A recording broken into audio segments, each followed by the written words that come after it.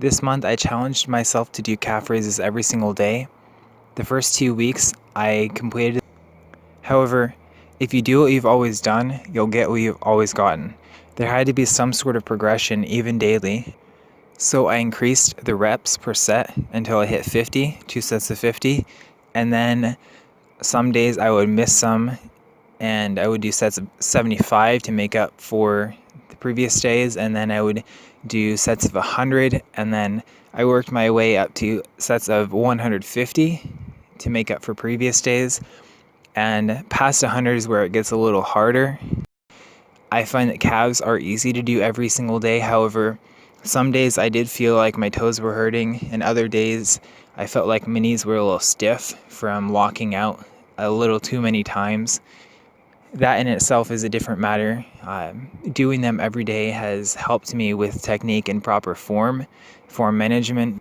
But in the end, my left calf grew about 3/4 of an inch and my right calf grew roughly half an inch.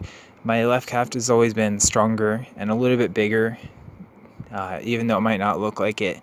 But I measured the same way and the same lighting and everything, so it did teach me to clean up my form a little bit on my calf raises, and it really taught me to contract the muscle a lot more properly. So in that of itself, it was helpful.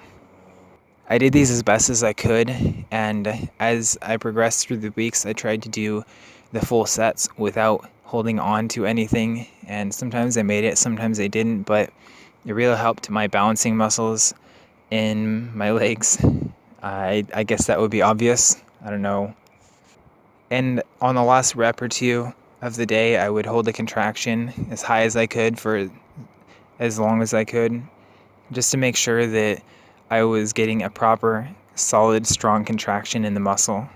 This has worked for me to kind of get those beginner gains that never actually came as a beginner.